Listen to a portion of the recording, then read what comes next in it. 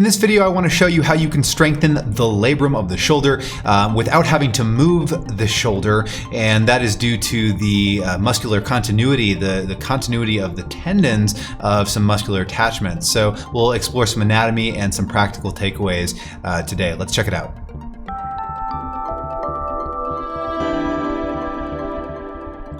Real quick, my name is Anthony Davis. This is Shapeshift Wellness, where we explore the science of fitness, yoga, and meditation. If you like that sort of thing, subscribe to my channel and you'll get notifications on future videos that help you understand the science of the human body. Now let's learn about the labrum in today's episode. Okay, to start off, forgive the fuzzy picture. I'm just Googling some images here so that you can get a general sense of the anatomy here. So I wanted you to have a zoomed out picture here.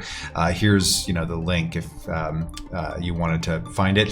So here we're looking at the front side of the right shoulder, and we can see the scapula, or at least we can see part of the scapula here, which is your shoulder blade, and then your collarbone is here and it would go further towards the midline, and then here's your upper arm bone, your humerus, and your biceps muscle. And what I really want you paying attention here is your biceps muscle forms this tendon right here that sneaks up over the shoulder and inserts into the labrum. Now, you are taught, if you've taken anatomy, that it inserts on a little bony attachment there, and we give that a fancy name, but that's really a misleading thing to say. And in fact, this is true with most of anatomy, is we give things, oh, it attaches to this bony process or this bony process.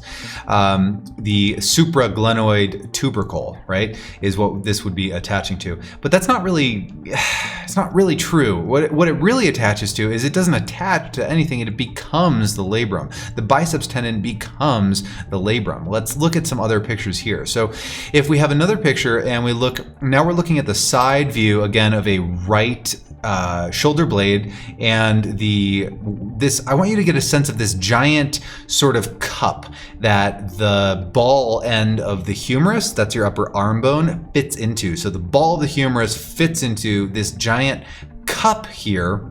And this is sort of a cup that's formed not only of the socket, which is the glenoid fossa, as well as the labrum, which is a lip around it, but also really the cup, the stability of the shoulder joint is formed by this capsule, which is basically just a bunch of ligaments and some tendons around it that just hold it into place.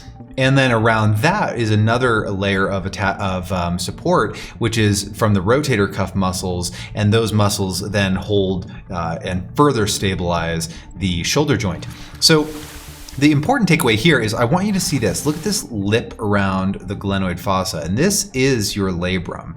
And if you see that lip around the cup, so to speak, then there's this little tendon. Well, it's actually quite a big tendon, but there's this tendon that comes off of the top side of the where the supraglenoid tubercle would be, and this is where it would be, right here at the top. But there's this tendon that comes out, and it is continuous with the labrum. This tendon becomes the labrum. Let's look at it from another angle. And by the way, that tendon is, maybe you can take a guess, it's the long head of the biceps tendon. Okay, so here we're going back to that front view of the biceps. We're looking at the front of the shoulder, and here's the biceps muscle and the long head of the biceps, and it tucks underneath this transverse ligament, and then, or the intertubercular ligament, and it sneaks over here into the labrum. And it becomes the labrum. The tissues are physically continuous with the labrum. And that is why here we can see, now here's the tendon, here's another image of a tendon coming across and grabbing onto this labrum. And then you can see that one way that we can get a slap tear of the labrum is that the biceps tendon literally just pulls on the labrum, and it tears a little hole in between the labrum and the rest of this fascia. Really, we should just call it just fascia, because it's just a mess of ligaments, joint capsules, etc. So we have a hole. Now, how does a tear like this rehab? A tear like this needs rehab, and it needs the only way it's going to rehab is actually by strengthening it. Now, it might be too much pain for people to move the actual shoulder joint because that is just too sensitive, too close to the area. And so it might be very sensitive to move the shoulder joint if we're trying to strengthen that labrum. So one way that we can get around that is by just strengthening the biceps. By the way, here's here's a real old image.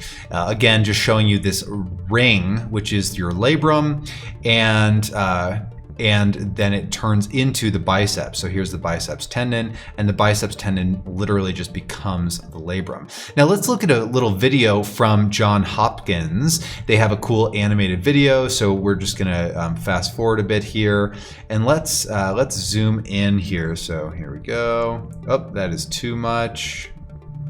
Let me pull this up again. Here we are.